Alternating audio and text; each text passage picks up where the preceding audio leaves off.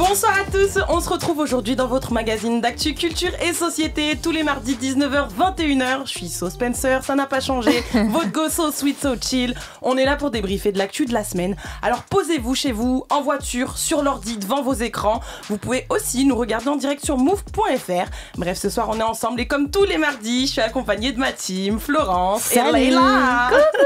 Ça va les filles?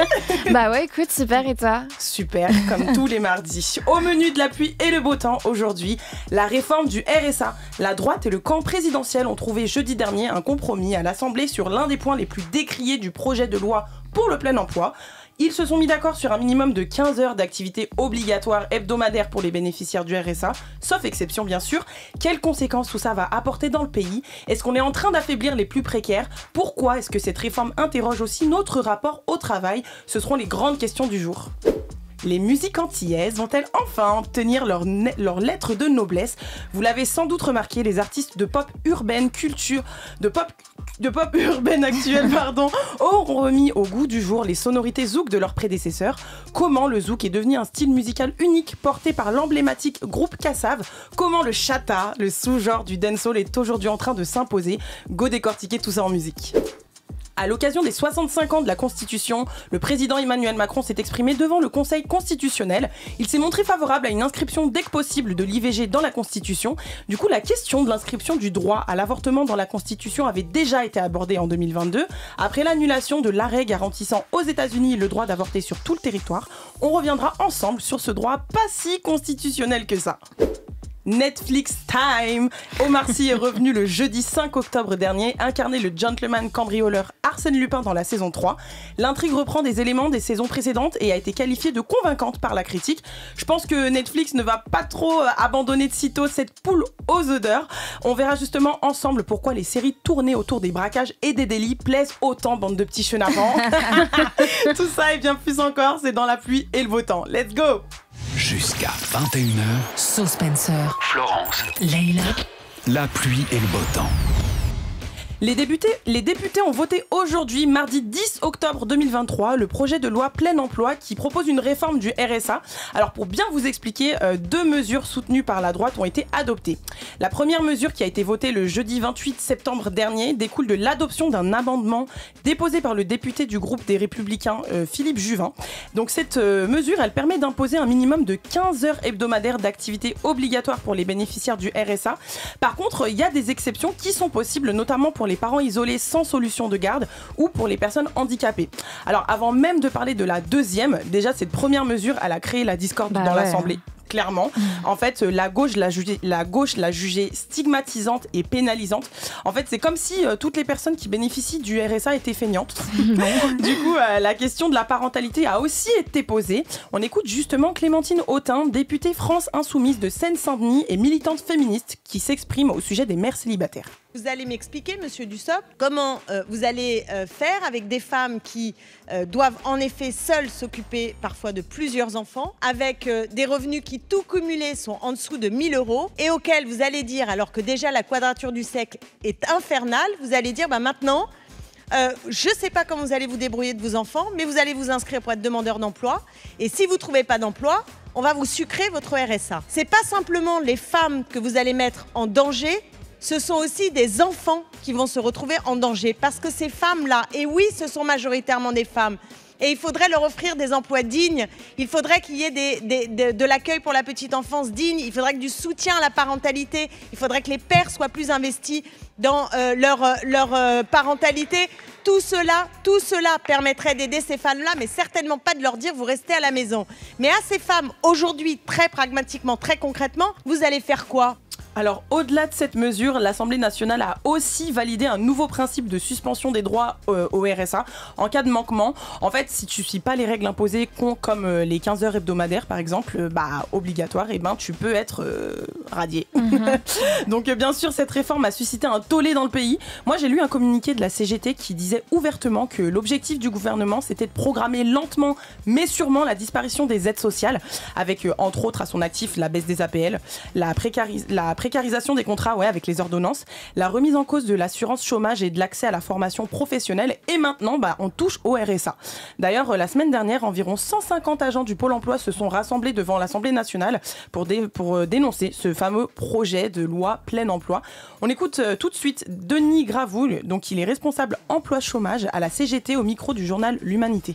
L'agenda d'Emmanuel Macron, c'est clairement de saper la protection sociale. Il y a eu les retraites, il y a eu l'assurance chômage déjà depuis 5 ans. Ils considèrent qu'ils font une baisse des protections sociales de plusieurs milliards par an entre la retraite et l'assurance chômage et que grâce à ça, la France va retrouver de la croissance. Sauf que ça crée tout simplement de la pauvreté, ça accroît les inégalités et c'est totalement scandaleux parce que les gens qui ont travaillé, qui ont perdu leur emploi, que ce soit un CDD ou un CDI, ont le droit d'avoir une allocation chômage, devraient avoir le droit tous et en ont absolument besoin parce que c'est le meilleur moyen de ne pas plonger dans la pauvreté dès qu'on se retrouve au chômage.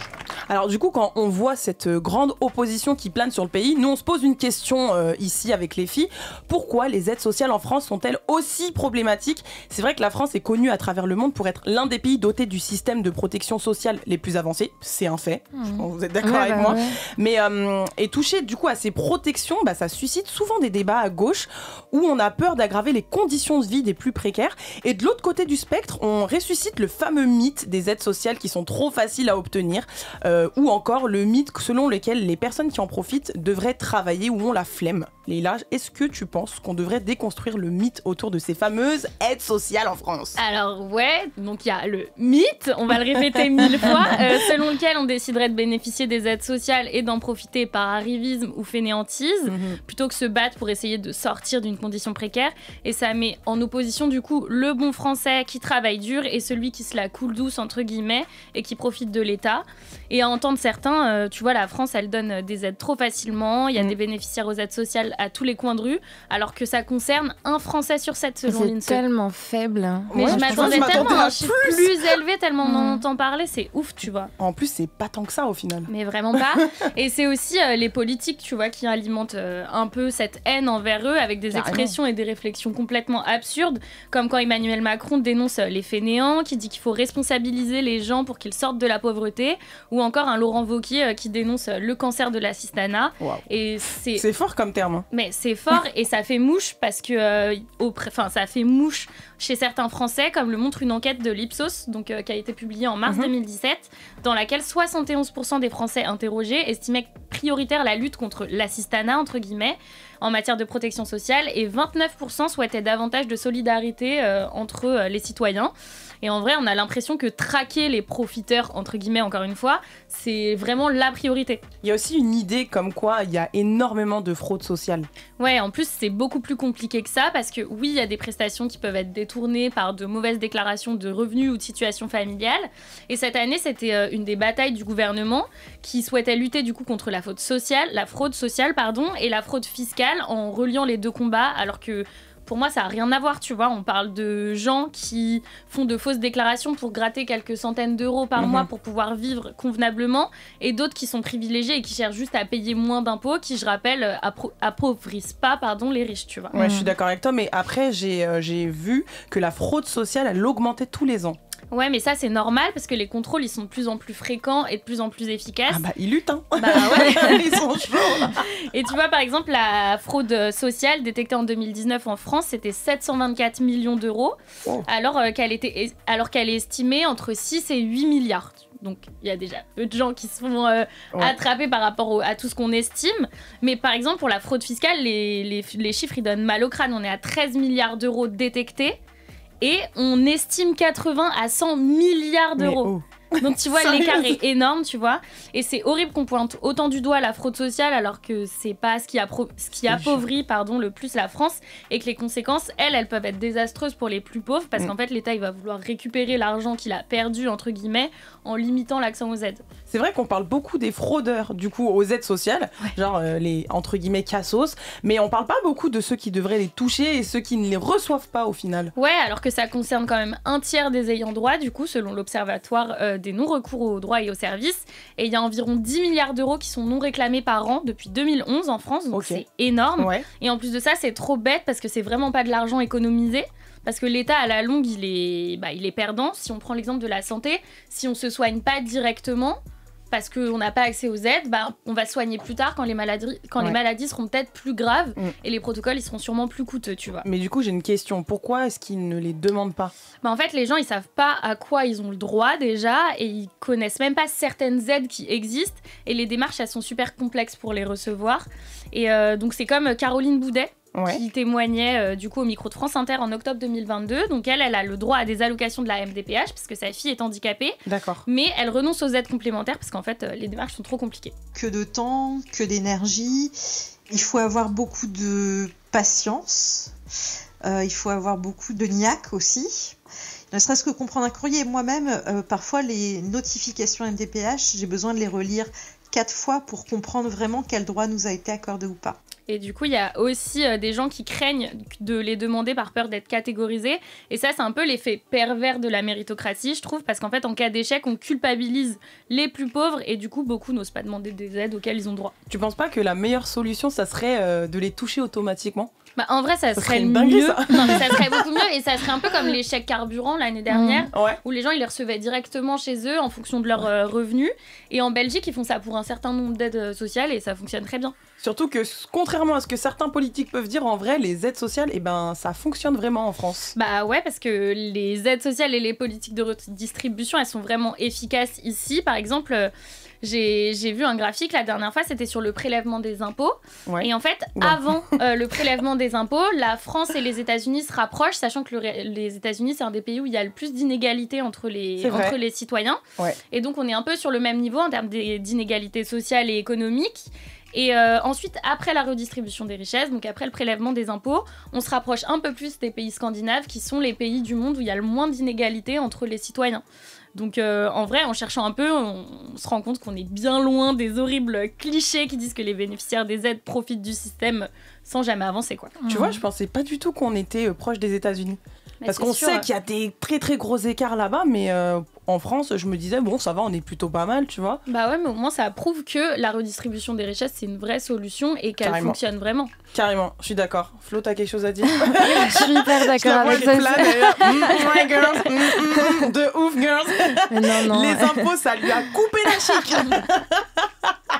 Bon les meufs, on parle de taf, on parle de travail et du coup moi ça me donne envie d'écouter un son de 2016 que j'aime trop et dont je me lasserai jamais. Petit cours d'anglais les filles, comment on dit travail en anglais? Ouais. Ok. Avec Florence et Leïla, on discute des aides sociales en France et les positions diffèrent. Alors Leïla, elle en parlait tout à l'heure, mais effectivement il y a diverses raisons qui expliquent pourquoi certaines personnes ne veulent pas bénéficier des aides sociales. On écoute justement Pierre Kupferman, éditorialiste chez BFM Business. Alors la raison principale qui arrive en tête, c'est le manque d'information. Arrive ensuite donc la complexité des démarches, la crainte des conséquences négatives et la volonté de s'en sortir par soi-même. Et comme l'adresse qui est à l'origine de cette enquête pose la même question chaque année, on peut aussi voir les évolutions dans les réponses, avec notamment un nombre grandissant de Français qui mettent en avant cette volonté de s'en sortir soi-même, de ne pas apparaître comme une personne assistée, et puis aussi la part grandissante de ceux qui redoutent les conséquences négatives du recours aux aides sociales. Alors ce que je retiens principalement dans ce qu'il dit et surtout par rapport à notre débat d'aujourd'hui, c'est la volonté de s'en sortir soi-même, de pas vouloir passer pour des assistés, parce que de toute évidence, il y a un discours populaire qui dit que ceux qui bénéficient des aides sont des feignants qui ont soi-disant pas envie de travailler. Flo, je sais que t'es d'accord avec moi. Bah ouais, c'est un cliché qui est hyper tenace et les gens ils s'offusquent avec encore plus d'ardeur quand il s'agit de personnes précaires. Du coup, c'est 43% des Français qui pensent que les chômeurs sont responsables de leur situation. Ça, c'est selon le baromètre de la perception du chômage ELAB. Alors déjà, c'est faux, puisqu'il y a 6 fois plus de gens que l'année dernière qui cumulent des petits boulots. Et au-delà de ça, c'est pas que les gens ne veulent pas travailler, c'est que le rapport au travail, en fait, il a changé. Et comment ça se traduit tout ça ? En fait, on observe un revirement du rapport de force entre les employés et les employeurs, c'est-à-dire que désormais, les employés ont une nouvelle aspiration qui est de vivre pour travailler et pas l'inverse. Et ça passe par des exigences différentes de nos aînés. ça implique aussi que c'est pas grave de gagner moins si on veut dire, si en gros ça veut dire avoir plus de temps libre. Et selon un sondage IFOP, le boulot était un élément central pour 20% des gens en 2021, quand il l'était pour 60% des gens dans les années 90. Est-ce que ça vous parle, les filles, du coup, ce rapport au travail qui change ? Oui, bien sûr. Moi, je peux comprendre, tu vois, parce que si tu regardes un peu la perception du taf de nos parents ou même des gens un peu plus âgés que nous, ils ont déjà l'idée vite d'être sécurisés super vite. Tellement, et c'est pas grave si tu fais un taf que t'aimes pas trop, mais au moins t'as un CDI. Et justement, aujourd'hui, le CDI, il est vachement boudé. Mais clairement, nous, notre génération, déjà, on reste pas. Ça nous saoule, on se casse, clairement. Et en fait, on est plus attaché. Même le freelance, tu vois. Aujourd'hui, les jeunes. Et même, genre, aujourd'hui, tu devrais te dire, je vais passer 30 ans dans une boîte. Clairement pas. Genre dans la même entreprise, 30 clairement ans. Pas. Enfin, clairement. Dire bonjour tous les matins aux mêmes collègues, jamais de la vie. Emmener un gâteau à tous les anniversaires. Pardon, on n'est pas dans ça. Mais en tout cas, ça, c'est une réflexion qui a pris de la place après les confinements, où beaucoup se sont rendus compte qu'en fait, on bosse, disons, 40 ans dans une vie et qu'entre la naissance et la mort, on passe plus de temps avec des gens qui sont ni nos familles, ni nos amis, ni nos partenaires. Et que peut-être c'est dommage. Résultat, on veut plus travailler n'importe où, sous n'importe quelle condition. Et il y a aussi cette notion de travail qui a du sens, où on n'a plus peur de partir. Et sur TikTok, c'est devenu un grand phénomène. Je suis au chômage. Et on y trouve plein de comptes pro-chômage qui apprennent comment se faire virer et s'en servir comme tremplin pour retrouver sa motivation ou quelque chose qui nous anime en fait. Leïla. Attendez, mais pause. T'as dit qu'on passait 40 ans avec nos collègues. On va passer 40 ans ensemble. Mais oui, ma belle. Mais nous, notre taf, il est cool. C'est pas la même chose. Si c'est pour voir Jacqueline de la Compta pendant 40 ans, ça va. Jacqueline de la Compta, on t'adore. On l'adore, Jacqueline. Kiss, bisous, Jacqueline. En tout cas, se faire virer ou s'en aller, ça entraîne quand même des pénuries de main-d'œuvre. Carrément. Pourtant, il y a 6 millions de personnes inscrites sur Pôle emploi et 2 millions au RSA. On considère du coup qu'il y a 13 fois plus de chômeurs que d'emplois vacants. Et du coup, c'est les secteurs comme l'hôtellerie ou encore le BTP qui ont plus de mal à recruter. Et en cause, c'est les rémunérations, mais aussi la pénibilité de ces emplois qui impactent la qualité de vie professionnelle et personnelle. Et il y a des personnes qui ne démissionnent pas, mais qui sont adeptes d'une nouvelle pratique. J'aime trop. Ça s'appelle le quiet quitting, alias la démission douce. D'accord. Et ça consiste à faire le strict minimum. C'est-à-dire qu'ils refusent par exemple de rester plus tard ou encore de réaliser des tâches qui sortent de leur mission. Et ça concerne 37% des actifs. Et en fait, c'est marrant parce que j'en parlais tout à l'heure avec un gars et il m'a dit mais ça s'appelle pas juste agir normalement. En fait, ça s'appelle juste faire ton taf et respecter tes horaires au final. Oui, mais attendez, n'empêche que tout le monde ne peut pas se le permettre. C'est ça, il y a de grosses injustices face à ces changements mentaux du coup, et justement cette mesure du RSA elle va simplement contribuer à accentuer les écarts. Pour les plus précaires, il faudra soit se tuer au travail, soit céder à la misère, puisque d'un côté on va renforcer la compétition et de l'autre ça va conduire à une vague de radiation, on le disait tout à l'heure. Et à la base, faut le rappeler, le RSA c'est juste un minimum de survie. C'est assez difficile d'accès en plus, étant donné que 20% n'en bénéficiaient pas à cause de l'ignorance ou même d'une certaine forme de honte. Et moi je le rappelle, on gagne pas plus au RSA qu'avec un SMIC. Aujourd'hui, mais même en cumulant toutes les aides, on gagne pas plus qu'un SMIC. Je crois que pour une personne célibataire, c'est à peu près 300 € d'écart et c'est normal parce que c'est incitatif pour te faire retourner au travail. Mais du coup, aujourd'hui, pour ces personnes, c'est une double peine parce que ça va les empêcher de construire leur futur projet professionnel. Surtout que c'est pas évident d'avoir de l'ambition quand on vit sur le qui-vive. Et ça, c'est Cléo qui l'explique dans Street Press. Elle a 27 ans et elle touche le RSA. Les ambitions, on n'en a pas, on n'en a plus, on n'en a quasiment pas. Là, mon ambition la plus folle, c'est d'essayer d'économiser pour avoir un camion, parce que je pourrais jamais avoir d'appartement avec mon statut. Et donc Cléo, elle, c'est pas un cas à part, c'est une personne sur 10 qui vit sous le seuil de pauvreté en France et c'est déjà beaucoup trop. C'est vraiment beaucoup trop, sachant qu'elle n'a que 27 ans. Ouais, elle est super jeune. C'est ouf. Encore une fois, c'est pas un cas à part. C'est aussi les plus précaires. Ouais. Wow. Complètement. En tout cas, merci beaucoup Florence. Il est temps d'écouter de la musique parce qu'on est sur Move et que la musique, c'est quand même la base. L'artiste dont je vais vous parler, c'est une jeune Britannique qui a explosé sur la scène internationale grâce à TikTok pour changer.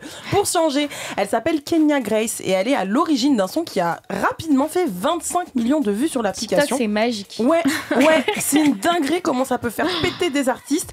Allez tout de suite sur Move, on écoute le titre Strangers. On va parler musique avec Flo et Leïla, avec notamment un style de musique que tout le monde ne connaît pas vraiment. Alors, qu'est-ce que j'entends par là ? Je parle plutôt de l'histoire de ce style de musique. Mais avant ça, petite devinette. Quel est le lien entre ces trois titres ? Tu m'as brisé le cœur, Brisé les côtes, j'ai changé de côté. bébé, ma douce. Je vais pas laisser faire. Ok, vous avez entendu, c'est quoi le point commun? C'est que ça dance. C'est que ça bouge. C'est que ça dance en fait, ma belle. Évidemment, c'est l'instru zouk derrière les titres de ces artistes actuels que sont Aya, NASA, Fit Niska ou encore Ronisia. Et en fait, ces artistes, c'est pas du tout des chanteurs de zouk à la base. Et pourtant, malgré le fait que ce style n'ait pas été trop mis en avant par les médias français depuis des nombreuses années, et ben figurez-vous que le style revient à la mode. Les filles, vous connaissez la chanteuse Kim? Mais trop, mais trop. Elle avait fait un feat avec Marvin que j'aimais trop. Oh oui, exactement. Elle a fait des... Mais elle, là plus récemment, elle a fait un feat avec Gazo. Mais en tout cas, moi, Kim, c'est toute mon adolescence. Mais Aya, j'avais oublié. Et avec Son feat Aya. avec Mais oui, Aya. Et oui. Ah ouais. Donc Kim, c'est un grand nom du zouk. D'ailleurs, moi, une de mes chansons préférées, c'est Confidence, sortie en 2009. Je peux l'aider. Je le sens, c'est lui l'homme de ma vie. Sa douce voix sans cesse me chavire. Son parfum m'enivre, je sens le désir. Je veux qu'il soit mon âme. Oh là là là là là là, non, ce son vraiment, c'est une dinguerie. En tout cas, Kim, elle remportait le prix de la révélation de l'année au Trophée des Arts Afro-Caribéens en 2010. Donc, elle est très implantée dans le milieu du zouk, au même titre qu'un Sly ou qu'une Fanny J, vous voyez. Et en fait, au cours d'une interview chez Combini en avril dernier, elle a parlé, elle a dit les termes qui sont totalement vrais. On l'écoute tout de suite. Elle, c'est Kim, reine du zouk dans les années 2010, et elle est venue nous parler de zouk et de pourquoi. Il est sous-coté et c'est dommage. Alors que ça revient à la mode en fait. Ça revient tendance de prendre des sons zouk à l'ancienne et de les mettre en mode 2.0 et de les sortir mêlés à du rap, de la drill ou bien de la trap même. Je pense que le zouk il a un peu influencé toutes les musiques d'aujourd'hui en fait, dans les rythmiques, dans les mélos et je suis contente de voir qu'aujourd'hui il prend beaucoup de force sous une autre forme entre guillemets, mais ça reste ce qu'on entend depuis qu'on est jeune en fait et des sons sur lesquels on a toujours dansé, zouké et je pense qu'il est sous-coté et c'est dommage. Elle a tout dit, Kim, elle a dit les termes. Le zouk redevient tendance. En fait, aujourd'hui, des artistes R&B, rap ou pop comme Aya Nakamura, Ronisia, Franglish, Monsieur Nov, NASA, Gazo le reprennent et le démocratisent à fond. Il y a beaucoup de gens, notamment la jeune génération d'aujourd'hui, qui chantent toutes ces chansons-là sans même savoir que ces sonorités, elles existent depuis super longtemps et surtout qu'elles ont été portées par de grands artistes que seuls les vrais connaissent. Je vous parle d'un temps que les moins de 20 ans ne peuvent pas connaître. Et justement, j'aimerais que tu nous expliques, toi, Leïla, ce que c'est vraiment le zouk et surtout qui a impulsé ce mouvement qui vient tout droit des Antilles françaises. Ouais, alors en fait, le zouk, il a été créé par les membres du groupe Kassav. Donc je sais pas si vous en avez déjà entendu parler. Quelle question. On sait jamais, dans les années 80, on parle du temps des moins de 20 ans. T'as pas dit que c'était jeune? Non, mais quand même, abuse pas. Et donc, bref. Donc ils disent eux-mêmes qu'à l'origine, ils cherchaient à créer un son propre, du coup, à la Martinique et à la Guadeloupe, qui puisse conquérir le monde. Et c'est réussi parce qu'en fait, en termes de chiffres, c'est hallucinant. Ils ont fait plus de 2000 dates, 3 tournées internationales et 50 zéniths. Incroyable. Et du coup, Kassav, c'est ça.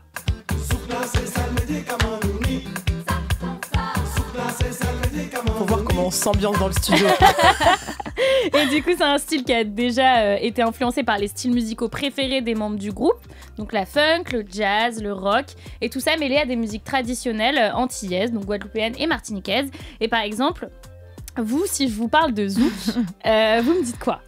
Dans l'inconscient collectif, je sais, c'est pas ce que je pense moi, parce que voilà, mais zouk égale caliente, cocotier, anti, pieds nus, Francky Vincent, t'as capté, plage de sable, compagnie créole, chemise ouverte, collet serré, doudou, t'as capté. Mais c'est atroce, en fait, malheureusement, le zouk, il reste quand même cantonné à ces clichés-là, de la musique de lover, de la musique de plage et de cocotier, et de la musique aussi très sexualisée, faut le dire. Bah oui, et c'est ces clichés-là qui font que c'est pas un style très considéré en France métropolitaine, parce que les Antilles restent quand même la France, et c'est très communautaire soi-disant. Et justement, on en a discuté avec un artiste de zouk qui est dans le milieu depuis de nombreuses années.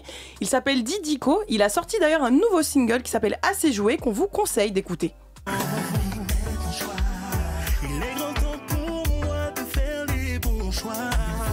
Et d'ailleurs, Didiko, il nous disait que le zouk a du mal à être considéré comme de la musique française tout court, alors qu'en fait, c'est le seul genre musical qui a été inventé par des Français. Le zouk est bien un style de musique français. De toute façon, qu'on le pense ou non, qu'on le veuille ou non, le zouk a été créé par des Français. Voilà. Les Antillais sont des Français, on ne peut pas le nier, c'est une réalité.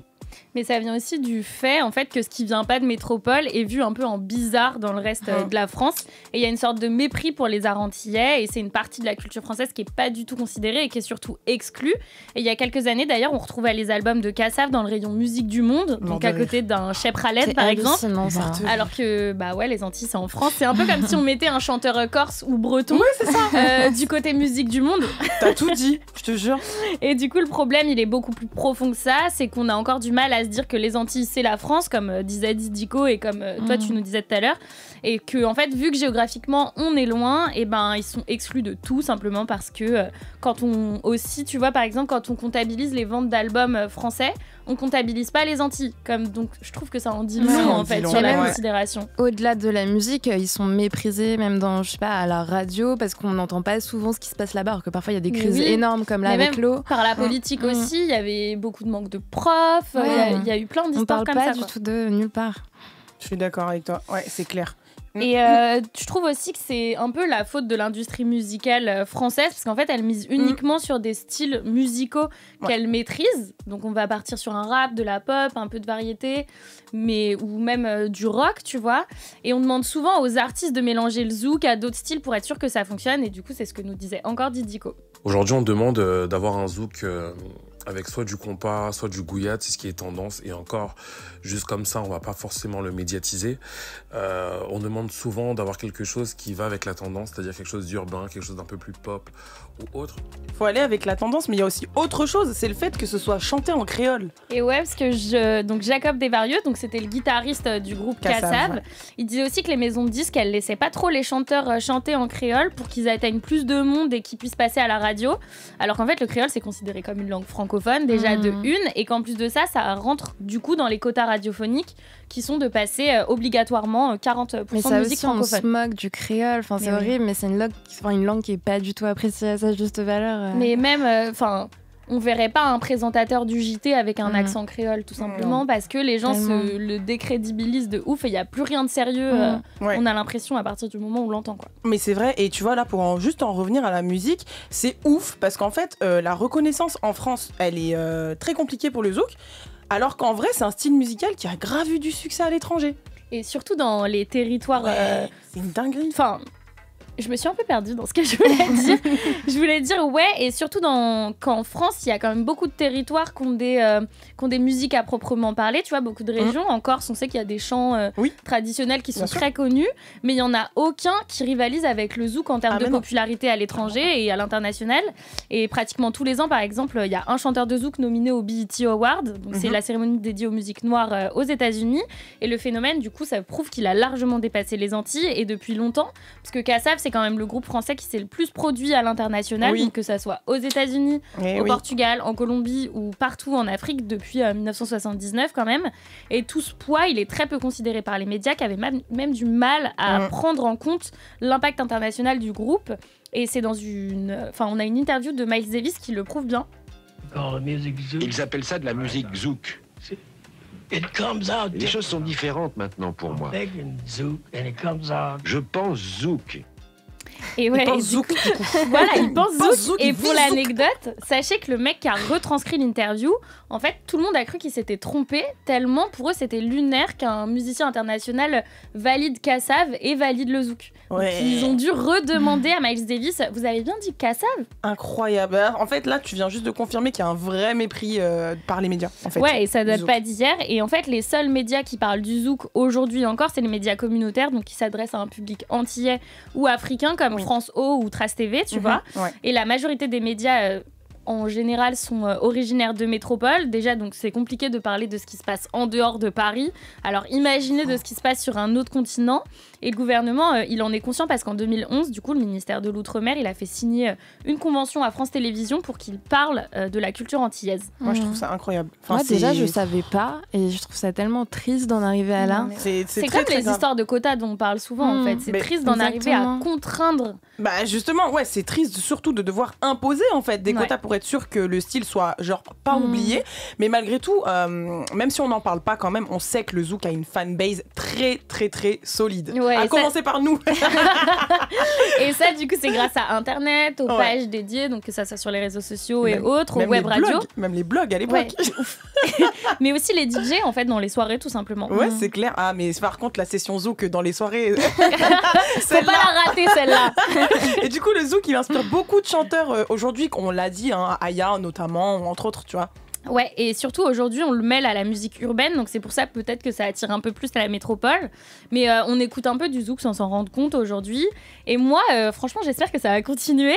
Oui, je pense. Je trouve que ça prouve que le zouk, c'est pas une mode et que c'est un style bien installé et qui a surtout de la valeur. Et Aya, elle avait même fait une reprise de Sentiments grandissants de Karima. Je sais pas si vous vous souvenez. Les souvenirs. Mais moi, c'était mon son. Bien sûr. Le son, quand même, il était atroce. On écoutait ça sur YouTube. Une qualité, t'as peur. Mais par contre, ça me rappelle les sons de l'époque MSN. Non, mais c'est ça. Il n'y a même pas de clip. Il n'y a pas de clip, la qualité est inaudible. Mais en tout cas, ça réveille de très très très lointains souvenirs, mais de bons souvenirs. Alors là, je vous ai parlé d'Aya en intro. Et justement, j'aimerais qu'on écoute la musique dont tu viens de parler. C'est la reprise qui est issue de l'album Aya, sorti en 2020 et qu'elle a écrit pendant le premier confinement. Vous voyez, c'est la preuve qu'elle était... en confinement, elle écoutait ça tranquillement et tout. Du coup, c'est la reprise de la chanteuse zouk Karima. Et c'est tout de suite Sentiments grandissants. Leïla, tu nous expliquais l'histoire du zouk, ce genre musical trop sous-coté et longtemps méprisé par les médias français, alors que de plus en plus d'artistes de pop urbaine l'utilisent aujourd'hui et font des bangers. Pour ceux qui savent pas, un banger, c'est vraiment un titre qui cartonne.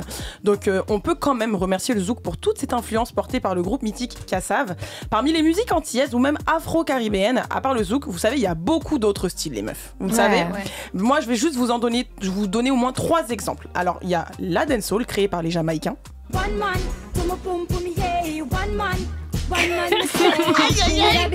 Je vais me lever. Faut nous regarder là. Le compas créé par les Haïtiens. Haïti chérie.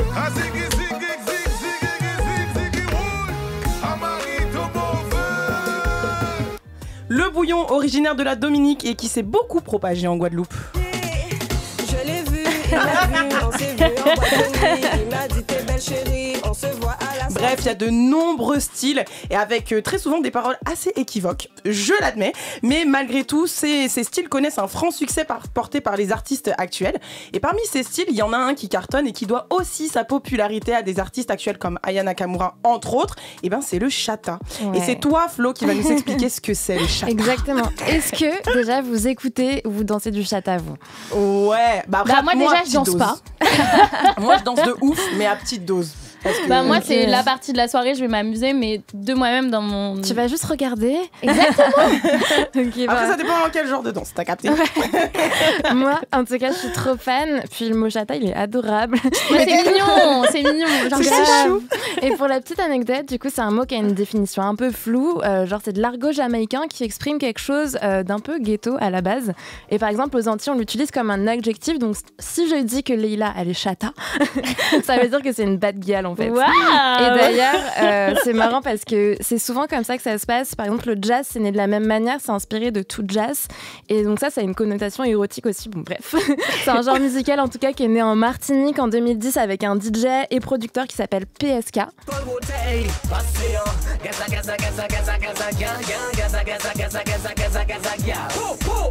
Et du coup, lui, il a expérimenté des trucs en s'inspirant de gars comme Vybz Kartel. Oulala, mon gars, sûr. Ouais, et c'est devenu leur dancehall local. N'empêche que ça reste assez différent puisqu'ici, on a un rythme plus lent avec des basses importantes qui font vraiment vibrer le son. Et c'est souvent associé à des voix graves. Et dans les paroles, on ressent vachement la niaque, je trouve. C'est vrai. Ouais. Mais du coup, le langage de son, c'est surtout la danse. C'est tout un délire. Faut bouger le bassin. Et sachant que nos émotions, elles sont situées dans notre bassin. Ça, je l'ai appris au yoga.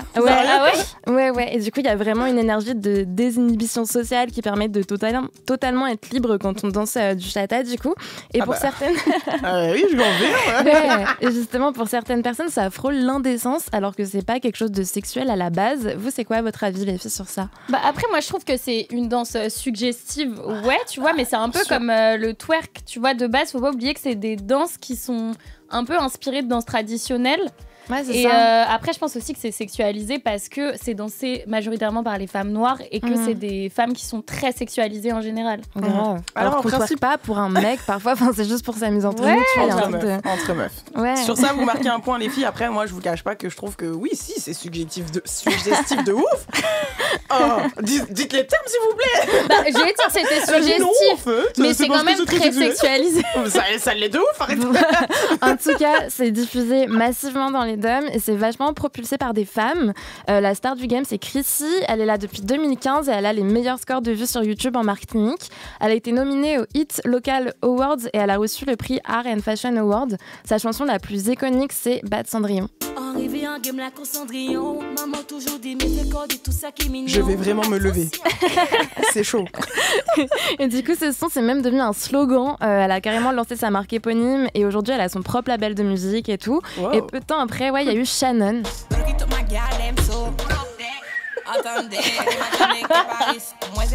Et il faut regarder ça en fait.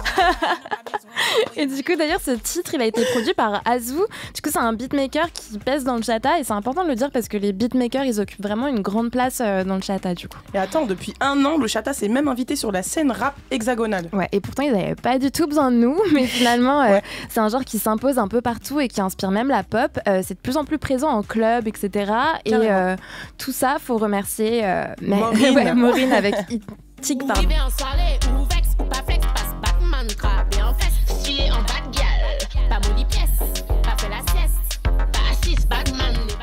Du coup, ça, c'était seulement son 3e morceau. Il a été streamé plus de 8 millions de fois.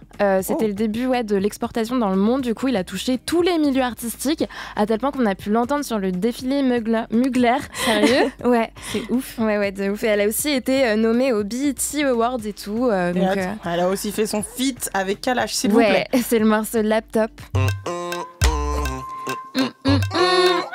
Con la chatta. Real bad man en mode autochoc.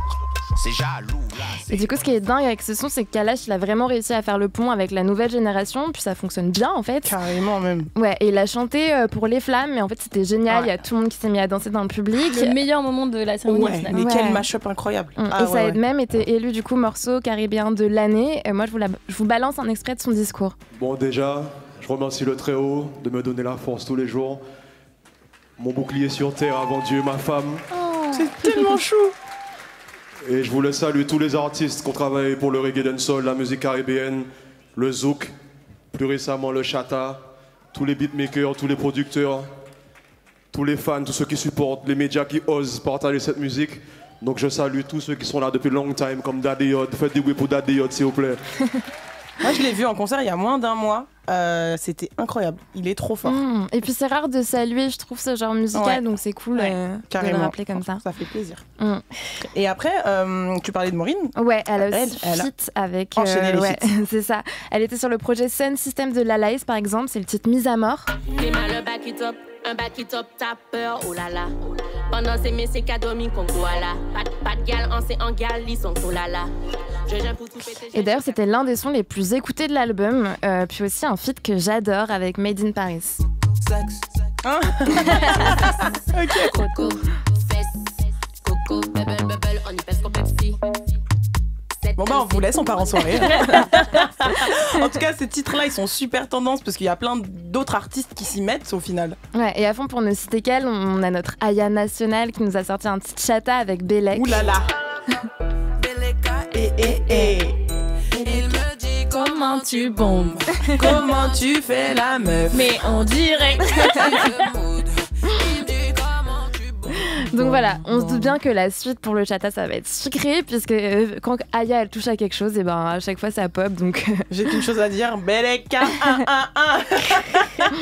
Pour finir, Flo, t'as parlé de Kalash et Maureen, et moi je voudrais juste quand même souligner un petit truc. En fait, Kalash c'est le premier à vraiment avoir démocratisé la musique antillaise en France métropolitaine, parce que avec Kassav, certes, ils ont connu le succès mondial, mais pour autant en France, le groupe n'a pas été pris au sérieux comme tu le disais Leïla tout à l'heure. Kalash, lui, il arrive en métropole en 2016 grâce à la force de Booba. C'est vrai que Booba il lui a donné une ce fort incroyable. Il est issu lui de la scène reggae et avec son flow qui mélange dancehall et trap façon, bah aujourd'hui Kalash c'est le king. On se met même à chanter certains titres avec des paroles en créole, même pour les gens. On sait même pas parler créole. Exactement. Moi je dis n'importe quoi. Ah mais totalement. Même pour les gens comme nous qui comprennent pas le créole, et ben on chante. Et c'est ouf parce que aussi loin que moi je me souvienne, le seul son en créole que j'ai chanté quand j'étais jeune, c'était Angela des Sayan Soupacro. Carrément, j'ai appris super tard ce que ça voulait dire. Moi, on en parle après. Regarde le clip aussi, ça va avec. Hein.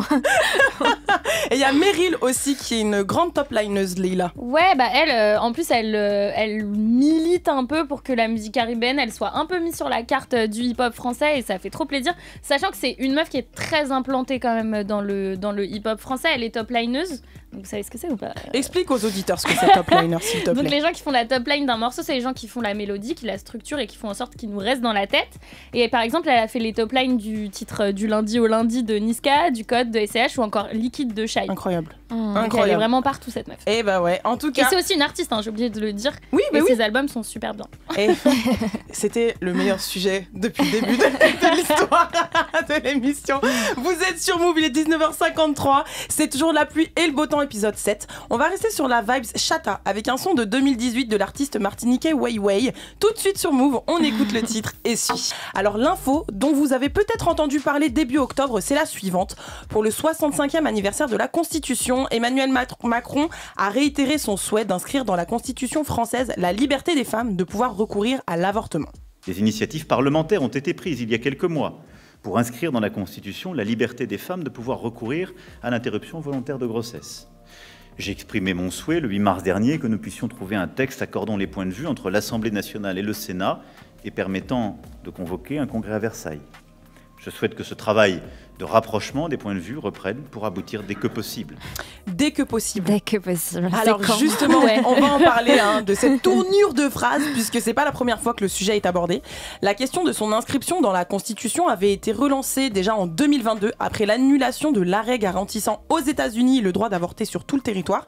Mais depuis, l'initiative était à l'arrêt en France, d'où le... dès que possible. Dès que possible, jamais possible pour l'instant. We don't know, bitch. Du coup, juste pour vous donner un ordre d'idée, selon la direction de la recherche, des études, de l'évaluation et des statistiques, en 2022, 234 300 IVG ont été enregistrés en France. C'est donc 17 000 de plus qu'en 2021 et environ 7 000 de plus qu'en 2019. Alors, je peux pas vous parler d'IVG forcément sans vous parler de Simone Veil, parce que la date la plus importante dans l'histoire du droit à l'avortement en France, c'est le 17 janvier 1975 et c'est le jour où l'Assemblée nationale adopte, malgré un débat extrêmement houleux, la loi Veil qui encadre et légalise l'avortement. On écoute tout de suite un extrait du discours de Simone Veil.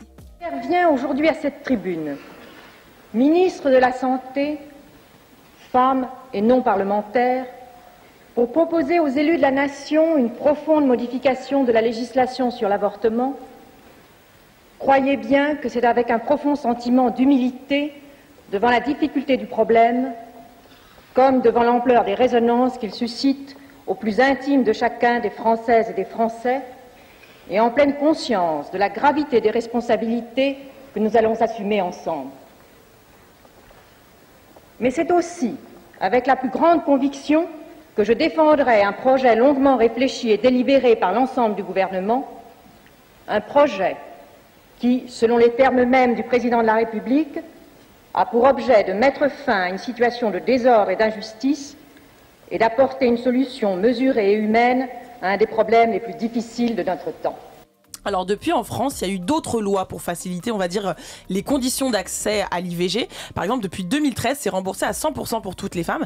Et depuis 2022, la loi a allongé le délai légal de l'avortement de 12 à 14 semaines de grossesse.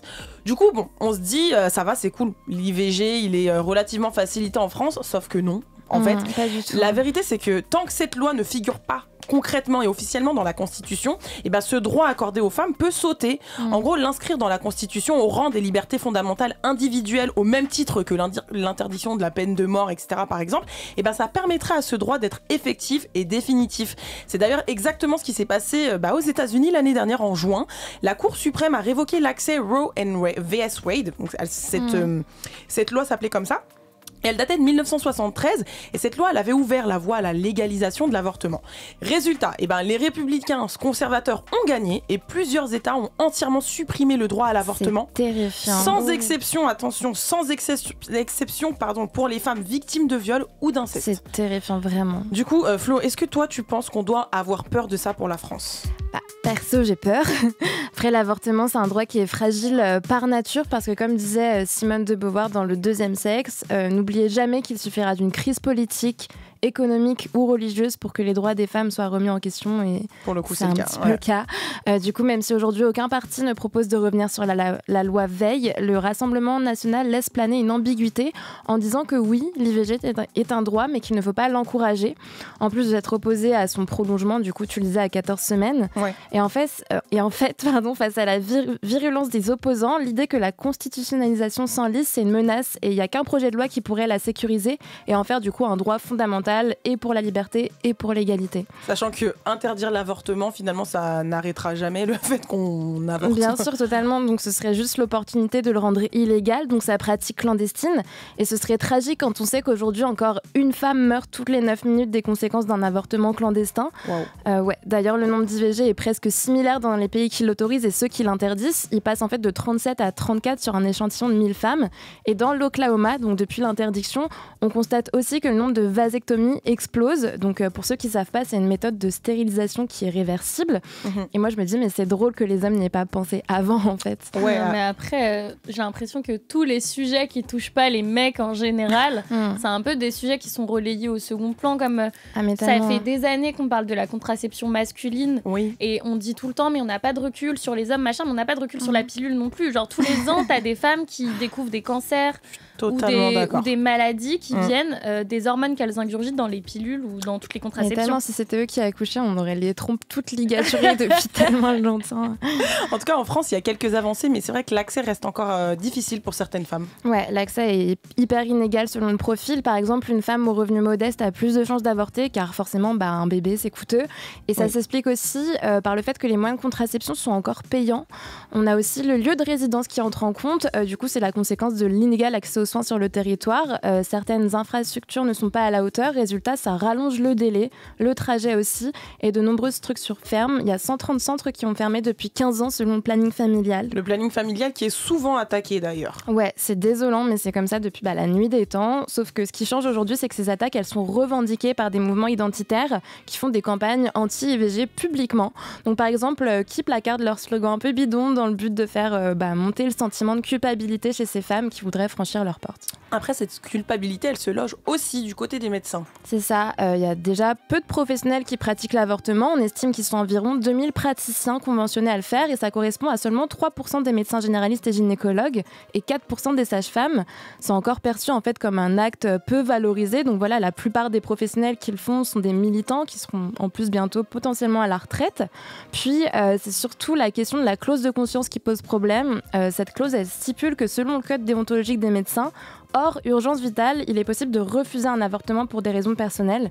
Et évidemment, ça peut être comment ça peut être perso alors que ça te concerne pas? Bah ouais, mais en fait, je sais pas si tu crois. Enfin, si t'as des croyances, si t'as des croyances religieuses peut-être. Ouais, mais justement, c'est un gros frein pour certaines femmes qui souhaitent avorter et c'est pointé dans les luttes féministes. Et la socialiste Laurence Rossignol en parlait chez Combini.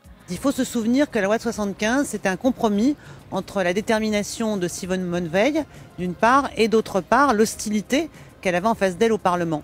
Et parmi ces compromis, il y avait l'exigence d'une condition de détresse, un délai réduit à 10 semaines, un double entretien.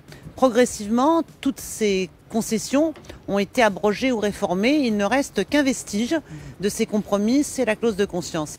Et je trouve que c'est juste ce qu'elle dit. Il faut en fait permettre aux femmes de reposséder leur corps par ce dernier vestige, du coup, la clause de conscience. Bah oui, c'est vrai. Et pour les IVG médicamenteuses qui sont en hausse, c'est quand même 76% carrément des IVG. Ouais.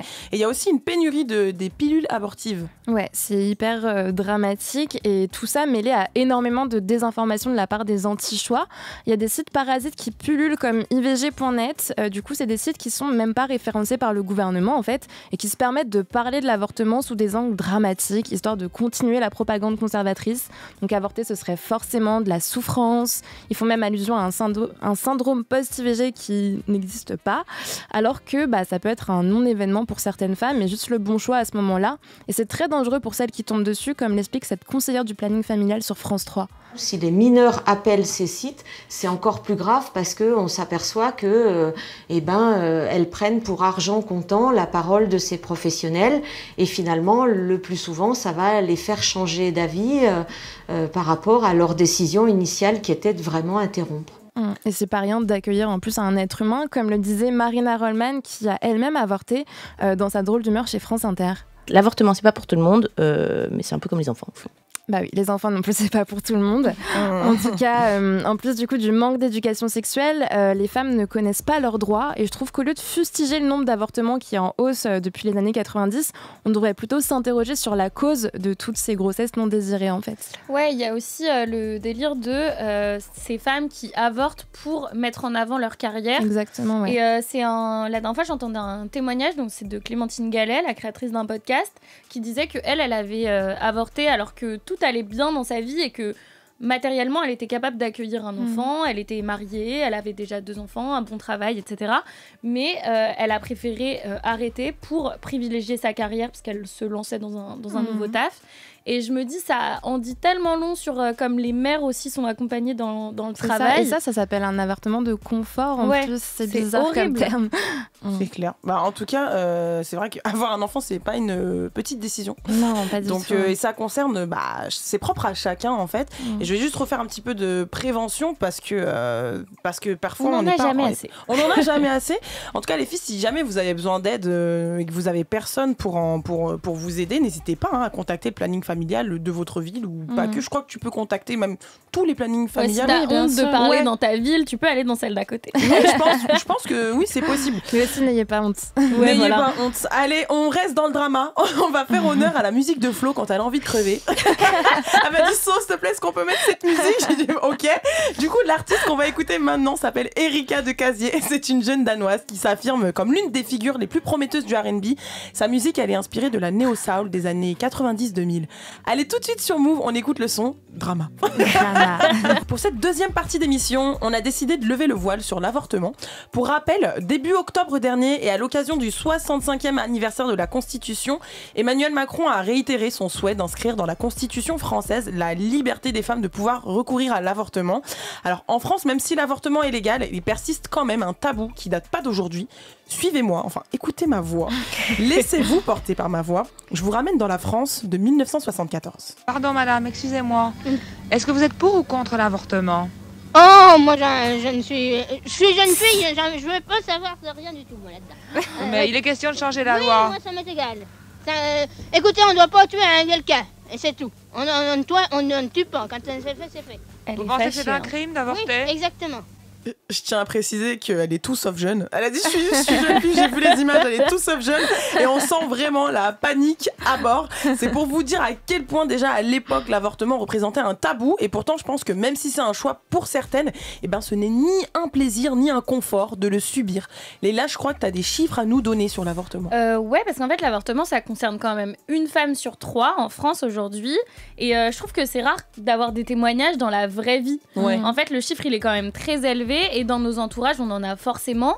Et c'est fou parce que c'est souvent une expérience qui est compliquée à partager. Et du coup, j'ai l'impression qu'on est autorisé à avorter, mais pas à en parler. Et je trouve que ça montre du coup que l'IVG est toujours un tabou.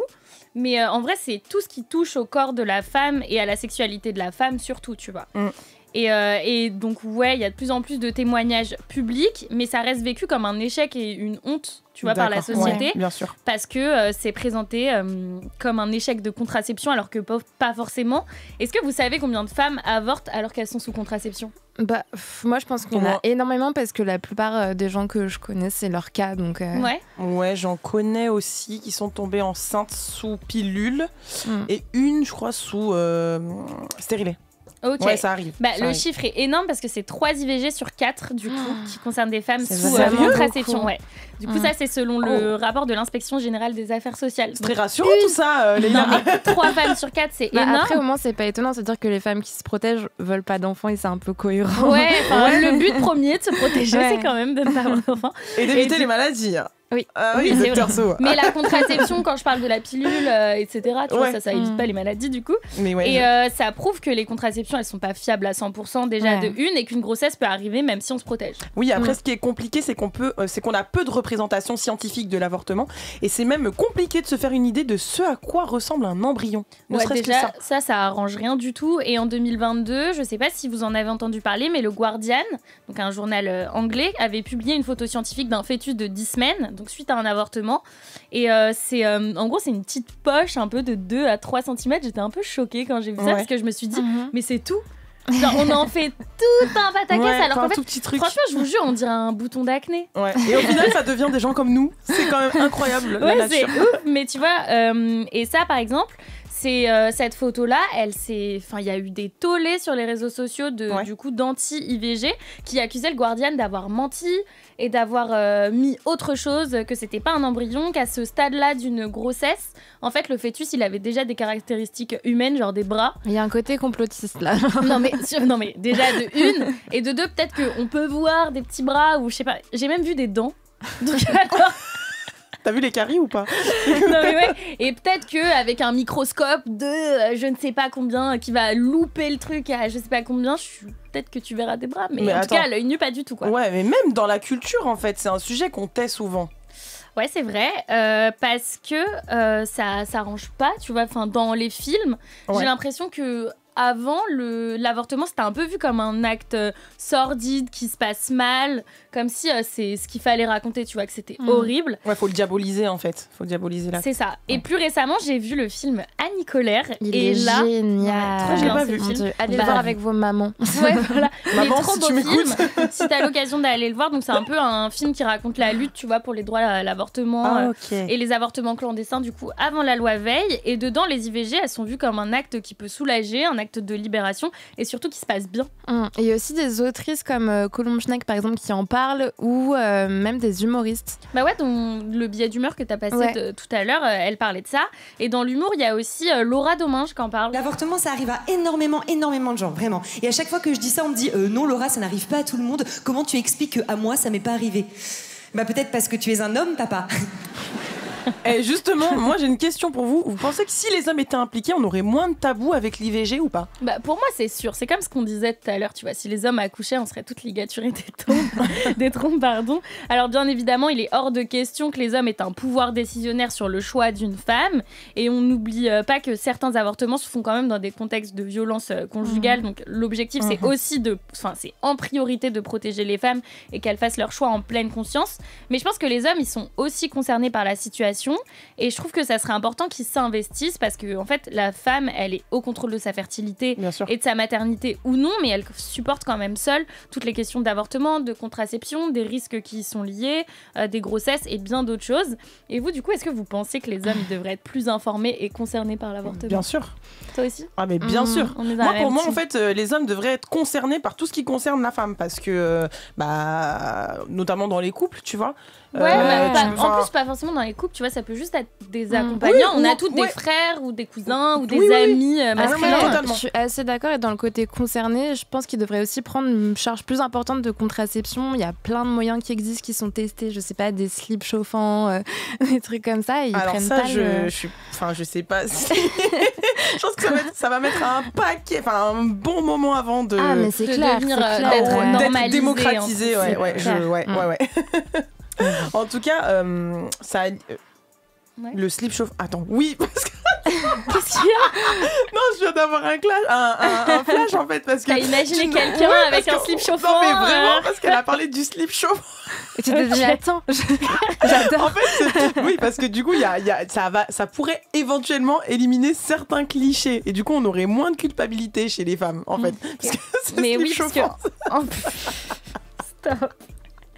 Mais ouais, donc c'est ce qu'on disait. Et même quand les femmes, elles avouent, tu vois, être en dépression après un avortement, on leur remet un peu dans la gueule que ouais, dans tous les cas, c'est ton choix. Donc pourquoi t'es triste? Et ça, je trouve ça accentue tellement le délire de culpabilité qu'on impose encore une fois aux femmes. C'est horrible. Et Clémentine Gallet, dont je parlais tout à l'heure, avec son hashtag Abortion Story, et qui avait raconté qu'elle avait avorté pour mettre en avant sa carrière à elle, en fait, elle a fait un hashtag donc, qui s'appelle Abortion Story sur les réseaux sociaux. Et le but, c'était de lever les tabous. Mais en fait, elle a reçu énormément de commentaires de haine et elle l'expliquait au micro de Brut. Il y a eu vraiment des messages très virulents. Donc, moi, en fait, au lieu de m'atteindre, ça me conforte dans l'idée qu'il ne faut jamais cesser d'en parler. Donc ouais, l'avortement, il est légal, mais j'ai l'impression que la société, elle pointe encore du doigt les femmes qui avortent, alors qu'on normalise complètement l'absence d'hommes ou de pères quand il y a des grossesses non désirées. Mais clairement, mais tu vois, ça c'est les républicains de la France, les conservateurs, mais en tout cas, c'est quand même le genre de prise de parole qui font du bien quand même. Ouais, surtout que c'est pas vraiment une question de conseils ou d'avis ou de choses à faire, à pas faire lorsqu'on se fait avorter. En fait, il n'y a pas de bonne ou de mauvaise manière de vivre son avortement, c'est propre à chacune. Parce qu'en fait, que ça soit une souffrance ou un acte anodin, ça soulève quand même des questions. Et ça aide toujours d'avoir des partages d'expériences, du coup, comme le disait Clémentine. Le partage et la transmission des expériences, c'est forcément vertueux. Moi, par exemple, quand j'ai vécu cet avortement à 18 ans, je me suis juré que j'en parlerais dès qu'elles seraient en âge d'entendre mon histoire, j'en parlerai à mes sœurs. J'ai des sœurs qui ont 10 ans moins que moi. Et quand elles ont eu 18 ans, même avant d'ailleurs, je les ai prises entre quatre yeux et je leur ai dit voilà ce qui m'est arrivé quand j'avais votre âge. Et je me souviens de me regarder avec des grands yeux. Et en fait, de leur transmettre ça, elles s'en souviennent encore comme si c'était hier. C'était un moment très fort entre sœurs. Et je pense que si les femmes en parlaient plus entre elles, et ben justement, ça permettrait non pas d'avoir des conseils ni des avis, mais en tout cas d'avoir des partages d'expériences. En tout cas, du coup, ce qui est sûr, c'est que parmi tous les témoignages que j'ai pu entendre ou même lire, il n'y a aucune des femmes qui regrette en fait son avortement, et peu importe la manière dont elle l'a vécu. Donc déjà, c'est parce qu'elles sont toutes satisfaites en fait d'avoir eu accès à un droit qui leur a évité de mettre au monde un enfant dont elles voulaient pas en fait. L'avortement, l'IVG va-t-il faire partie de la Constitution? C'était la question du jour, on ne sait pas. En tout cas, moi, je vote pour, je souhaite. Je refais un petit point prévention quand même, parce que je fais un peu ma grande sœur, mais vraiment pour les filles qui se sentent seules face à une grossesse non désirée, eh ben, n'hésitez pas à en parler. Peut-être que vous ne pouvez pas en parler à vos familles, peut-être que c'est compliqué, hein, ça peut être tabou, effectivement, mais n'hésitez pas à contacter un planning familial, du coup, pas forcément de votre ville, pour obtenir de l'aide. Allez, on va écouter un jeune artiste au style qui mélange R&B et sonorité afro. Il s'appelle Yuka et il rend hommage à un très beau pays. Alors écoutez-moi bien, un très beau pays, si ce n'est le plus beau. C'est celui qu'on appelle le pays de la Teranga, la terre d'accueil. Dédicace à toi mon papa si tu m'écoutes. Tout de suite sur Move, c'est Yuka avec le titre Sénégal. Il est temps de Netflix and chill. Bon, en tout cas, juste au moins d'en parler. Les Quinri ont James Bond, les Français ont Arsène Lupin. Depuis janvier 2021, date à laquelle la série est sortie, Lupin avec Omar Sy a cartonné dans le monde entier. Dès sa sortie il y a 2 ans, la série s'est placée dans le top 10 aux États-Unis et c'est même un temps hissée à la première place outre-Atlantique. Donc c'est du jamais vu pour une série française. Franchement, c'est ouf en vrai. Et du coup, la saison 3 de Lupin, elle est sortie le 5 octobre, donc jeudi dernier. Et on écoute un extrait de la bande-annonce. Se faire cambrioler est une expérience désagréable.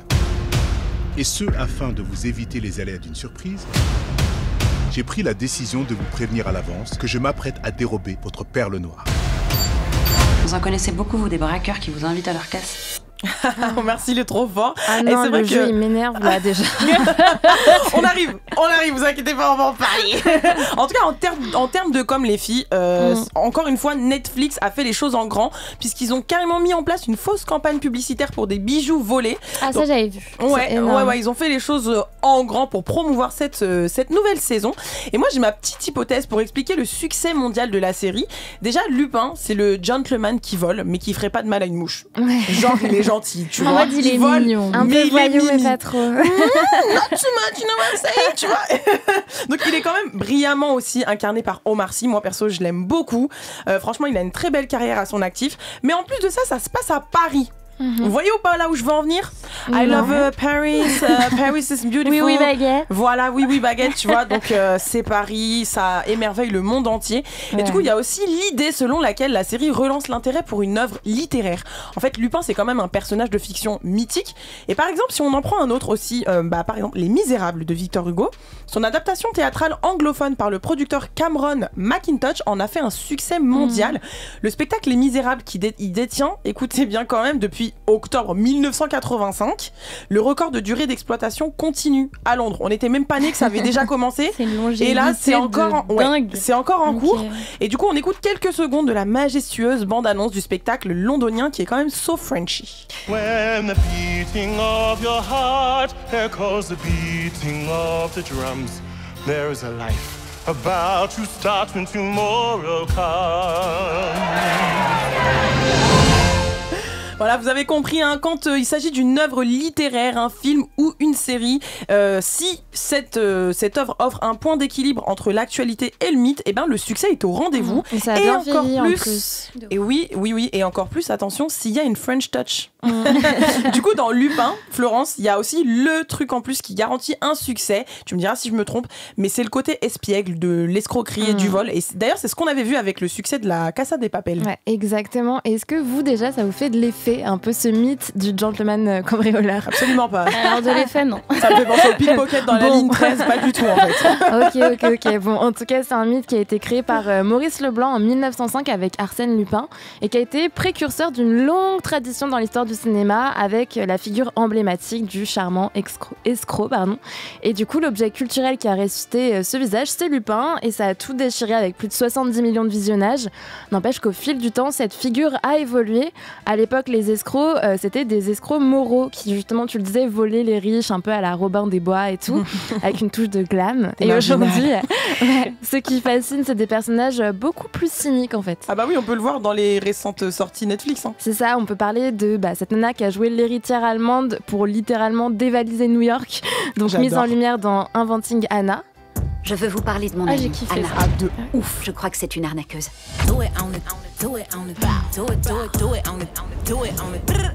Bad girl. Ou encore du docu L'arnaqueur de Tinder, donc le faux gentleman millionnaire qui extorquait ses conquêtes en prétendant être traqué par ses ennemis. It's just been fucking hell and we're freaking out. But we needed to get payback. Et dans les deux cas, c'est des escrocs qui sont presque glorifiés, à qui on accorde une confiance aveugle, avec l'idée selon laquelle quelqu'un de riche ne peut pas nous tromper. Est-ce que ça vous attire, vous, ce genre, pas les riches, du coup, qui peuvent pas... Ouais, mais ce genre d'histoire, du coup, ouais, de ouf. Ah, moi, j'ai regardé Inventing Anna et l'arnaqueur de Tinder, j'ai kiffé. J'en ai fait des débriefs sur Insta, j'étais là, mais il faut qu'on en parle, c'est un truc de ouf. Bien sûr. Et toi, Leïla? Moins le côté fiction que le côté documentaire. J'aime trop avoir un peu les backstage du casse du siècle ou de l'arnaque du siècle. Oui, bah là, pour le coup, c'est des histoires vraies, hein, les deux. Hein. Exactement. Ouais, donc, mais c'est je là où préfère je trouve le que c'est côté documentaire arnaqueur de Tinder que le côté série Inventing Anna, tu vois. Ok, j'ai capté. Mais moi, du coup, j'avoue, c'est pas trop ma cam, mais il y a un truc que je trouve un peu trippant dans leur manière de se transformer et leur faculté, du coup, à s'échapper de leur classe sociale de base. Et apparemment, le goût pour ces productions vient de notre propre psyché. En gros, c'est des gens qui nous dégoûtent à cause de leurs actions, etc. De ce dégoût, du coup, naît un jugement moral. Donc voilà, on se dit, oh, c'est des vilains, j'aime pas et tout. Et de là, on en tire un plaisir. Bref, ça nous fait du bien de bitcher. Et on se sent d'un coup supérieur. Et à part notre ego, ça touche aussi à notre curiosité malsaine. En général, il y a cette dimension de luxe avec des jets privés et autres extravagances. Résultat, un monde que seulement 1% des gens sur Terre connaît finalement. Et du coup, c'est idiot aussi, mais il y a des raisons éducatives ou simplement on veut pas que ça nous arrive, alors on analyse vachement les différentes situations en fait. Oui, après il y a des raisons qui sont plus obscures. C'est ça, nous sommes fascinés par le mal. Et d'ailleurs, c'est très féminin et on peut l'observer partout. Les gens raffolent de faits divers. On le voit avec l'affaire Grégory, Xavier Dupont de Ligonnès, les tueurs avec Dahmer ou encore... Moi, à un moment, je m'endormais avec des épisodes de... Genre, tu sais, de documentaires qui parlaient de crime et tout. T'es super peur. Bah, non. Ouais. Impossible, je regarde ça, vous savez. Mais genre, je connais pratiquement tous les faits divers français de ces dernières années sur le bout des doigts. Ça m'étonne pas, c'est vraiment une fascination qu'ont les gens. Et même pour les polars aussi, c'est un quart des livres qu'on achète. Quand même. Et en fait, t'inquiète pas, Leïla, c'est plutôt sain. Parce que du coup, c'est l'idée que face aux incertitudes dans le monde, à la guerre, aux agressions, bref, à la vie sauvage, on n'a pas envie de nier le danger et la violence, mais de pouvoir se focaliser dessus de temps en temps et dans un endroit où on aura le contrôle de tout ça. D'autant plus que souvent les méchants ils sont mis au placard dans ces productions, donc c'est cool. Et c'est aussi des personnalités complexes qu'on a tendance à rendre monstrueux, alors que non, c'est important de les humaniser. Et justement, ces productions offrent un bon dosage de voyeurisme pour un peu nous permettre de comprendre ce qui se passe dans leur tête et en même temps nous donner des billes du coup pour comprendre. Et en fait, en faisant mes recherches, j'ai vu passer cet extrait du dessinateur Jean-Louis Tripp sur France TV Monde. En fait, c'est parce que c'est confrontant. Ça fait longtemps qu'on est fasciné par les faits divers, parce que en fait, la question qu'on se pose toujours, c'est est-ce que moi je serais capable de faire une chose comme ça ? Moi, il me semble. Et après, cette question-là, la présentatrice lui a rétorqué, mais vous seriez capable de tuer ? Et moi, j'ai trop aimé l'énergie sur le plateau, alors je vous renvoie la balle.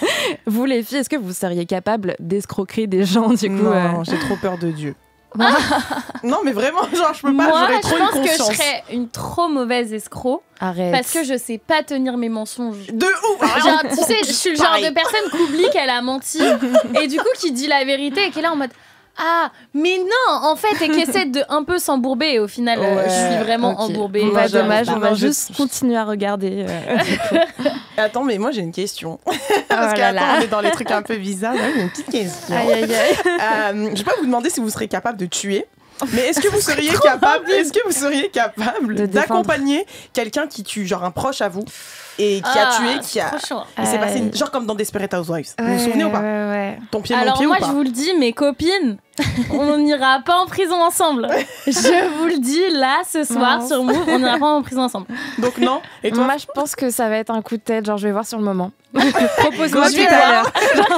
Je te dirai tout à l'heure. Merci beaucoup. En tout cas, vous voyez, on n'est pas du tout des bandits. On est trois jeunes femmes que de la gueule. Exactement. Qui avons peur de Dieu et qui ne savent pas mentir. Bon, voilà. En tout cas, vous le savez, je suis très portée classique. Je pense que vous avez fini par comprendre. Et là, c'est un classique d'un de mes rappeurs préférés, sorti en 2007. Dans le son, 50 Cent, lui, c'est un vrai bandit. Il raconte l'histoire d'un homme déterminé à réussir, même s'il doit recourir à des moyens illégaux pour y parvenir. Donc le vol ou encore les braquages. Bref, la vie de gangster. Tout de suite sur Move, c'est 50 Cent avec Hustler's Ambition. On parlait de la série Lupin, et avec cette 3e saison, c'est la consécration pour Omar Sy qui continue de poser son sillon à l'international. Alors comme je vous l'ai dit en intro tout à l'heure, Lupin, c'est un succès à l'étranger, notamment aux États-Unis, bien sûr, mais paradoxalement, il y a quand même pas mal de critiques en France. C'est vrai que même si la France ne bénéficie pas des budgets d'Hollywood, il y a quand même des grosses productions. Par contre, le constat qu'on a fait, nous, ici, c'est que la France n'a toujours pas été pris au sérieux à ce niveau-là. Leïla, t'en penses quoi ? Ouais, mais carrément, et c'est peut-être à cause du fait que les gens pensent que les Français en cinéma, ils sont bons qu'en drame. Moi aussi, je le pense. C'est possible. C'est possible. Et plusieurs fois, je sais pas si ça vous est arrivé, mais j'ai parlé de films à mes copines. Genre, je leur pitch le truc et tout, trop détaillé, machin. Elles sont grave hypées. Et après, elles me demandent, mais c'est un film quoi ? Je suis là, c'est un film français. Et elles sont là en mode, bah non, en fait. Ah oui, mais l'histoire de ma life. Ah ouais ? Ah ouais. Franchement, ouais.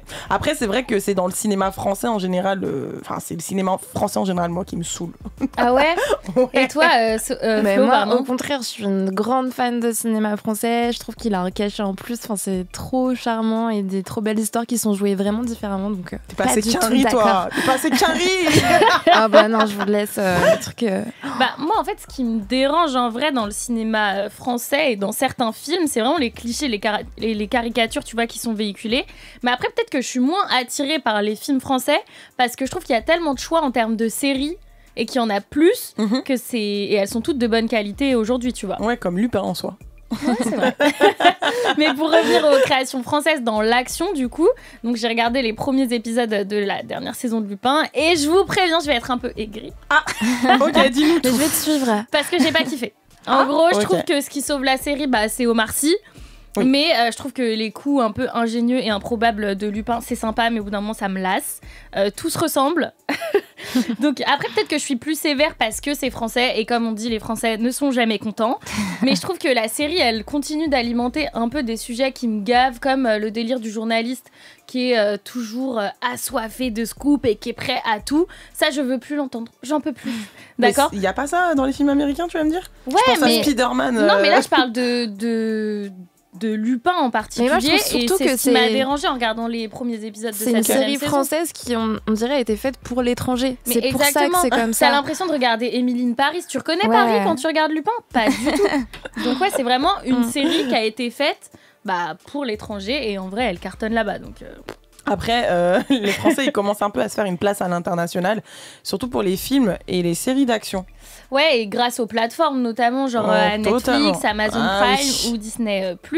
Et c'est ce qu'expliquait du coup Alban Lenoir au micro de Virginie dans la matinale le mois dernier. C'est exactement ça, il y avait ce rêve un peu depuis quelques années de relancer ce genre de l'action en France qui avait tendance à disparaître avec Europa aussi et tout le reste, quoi, la production de Luc Besson.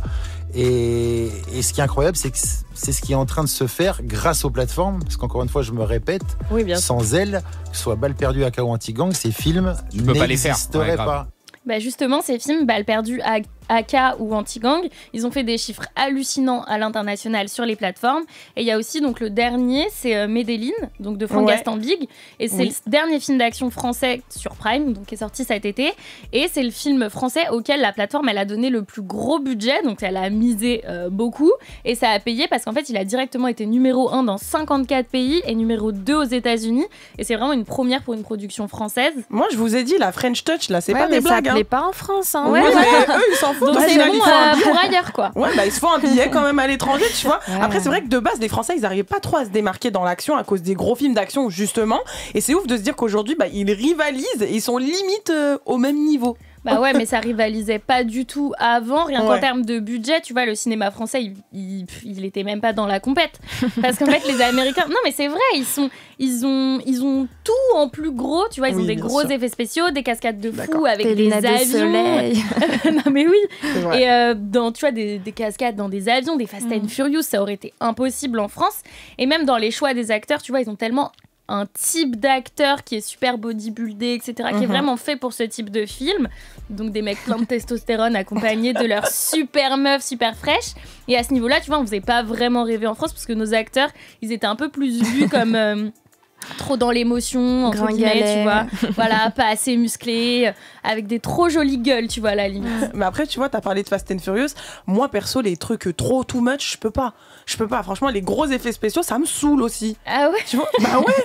Ça y est, une voiture qui traverse une tour, qui arrive. Ça dépend. Si c'est un peu absurde, moi je trouve ça cool. Genre, toi tu veux une comédie, elle veut une parodie. En fait, c'est ça qu'on a compris. Mais après, il y a plein de gens qui sont comme toi, et je pense que c'est ça qui a un peu ouvert le champ à la France, parce que vu qu'ils avaient moins de budget, tu vois, et leurs effets ils étaient peut-être un peu plus réalistes. Et du coup, c'est aussi ce que disait Alban Lenoir une deuxième fois dans la matinale. Donc voilà. On est dans une certaine économie qui reste minime quand même par rapport aux productions américaines et même avant Europa, et qu'il faut avoir cette capacité à faire ces films avec ces budgets-là, et ils se rendent compte qu'on en est capable. Et du coup, à l'international, je pense que c'est vraiment ce qui plaît, c'est ce côté un peu fait maison. Et le cinéma d'action, il montre qu'il peut y avoir... le cinéma d'action français, montre qu'il peut y avoir de la bagarre, des coups de feu, des cascades, sans que ça ait l'air de sortir d'un jeu vidéo. Et je pense aussi, ce qui plaît, c'est les décors. Parce qu'en fait, les réalisateurs, ils travaillent souvent avec des vrais décors en France, alors qu'aux États-Unis, ils sont habitués aux gros studios d'Hollywood, un peu devant des fonds verts et tout. Et c'est pour ça qu'aujourd'hui, le cinéma français d'action, il commence à être demandé un peu partout dans le monde. Moi, je vous ai dit, la French Touch. Vous savez que là, on peut gratter quelque chose. On est française. Tu vois, Lara Croft. Dans les prochains Medellin, Aka, Balle perdue, vous me retrouverez. Du coup, vous les filles, vous êtes plutôt team cinéma français ou cinéma américain ? Grosse production. Après, moi, je suis pas film d'action en général, mais film d'action, je préfère regarder un film d'action américain histoire d'être bien dans le cliché. Moi, là, je te conseille trop d'aller voir. C'est pas vraiment un film d'action, c'est plus une comédie, mais c'est une histoire de braquage. C'est L'Innocent de Louis Garrel qui était au cinéma il y a pas super longtemps. Et franchement, il est trop bien parce qu'il y a ni ce côté parodique, ni ce côté effets spéciaux de fou, mais c'est juste hyper touchant à la française, quoi. Il y a un truc de, je sais pas, hyper réaliste. Il mélange plein de genres et c'est vraiment trop cool. Après, je sais pas si c'est des films d'action, mais tu vois tous les films un peu de gangsters et tout sur la French Connection et tout. Moi, j'aime trop. Ouais, pareil. Ça, c'est le genre de film français que j'aime beaucoup. Mais un film d'action à la Fast and Furious. Moi, version française, je m'imagine pas. Non, donc c'est pour ça que je préfère regarder un Fast and Furious américain. Mais ça dépend pour quel moment. Genre moi, je sais qu'avec mes potes, après une soirée, on aime bien regarder, je sais jamais le dire, mais Baywatch ou Baywatch. Genre, Baywatch. Ce film est fou. Enfin, genre, ça dépend du mood aussi, tu vois, de l'énergie. Et ça, c'est très dans le second degré. Hein. Ça va. Vous avez kiffé ou pas La Casa de Papel ? Parce que pour le coup, c'était un très très gros succès. Et moi, j'aime bien les productions espagnoles. Mais moi, j'ai échappé à toute l'euphorie du truc. Moi, Casa de Papel, s'ils avaient fait qu'une saison, j'aurais kiffé. Mais après, ça m'a trop saoulé que ça s'étende autant d'années. C'est comme souvent, en fait, une saison, la saison 1, super, saison 2, saison 3, C'est grave ça le délire. Bon, en tout cas, merci à tous. La pluie et le beau temps, c'est fini pour aujourd'hui. Merci Sybille, Mélissa, Nico et Xavier à la régie de nous avoir accompagnés. Je vous vois en face sur l'émission du jour. Si vous avez kiffé les sujets du jour, en tout cas, vous pouvez nous écouter en podcast sur le site et l'application Radio France. Merci à tous d'avoir répondu présent, les filles. Je vous demande pas si vous avez kiffé. Leïla, tu dors encore ici ? Je dors là, il y a mon matelas. Comme d'habitude, on se retrouve mardi prochain sur Move à partir de 19h pour une nouvelle émission So Sweet, So Chill. Dès demain, 6h, retrouvez Virginie et toute sa team dans la matinale. On n'est pas fatigué. Et en plus, ils vont recevoir Dirty Swift pour parler de la culture DJ. Alors, puisqu'on est ensemble, la team qui nous écoute chaque mardi, on vous laisse sur un son de PBL Fit Sage P qui s'appelle justement Ensemble. Je crois que Leïla, tu veux nous en parler très rapidement. Alors, déjà, ce son, je l'aime trop. Mais ce son, il est dans un projet qui s'appelle L'Heure Bleue, qui est incroyable et qui s'écoute, je vous le dis, pas en mode aléatoire parce que tout a une suite logique. Donc écoutez-le bien. Et on vous laisse avec Ensemble. Yes, sur ces belles paroles. Belle soirée à tous. On vous laisse avec PBL Fit Sage P Ensemble. Bye bye. Salut, bisous. Bisous.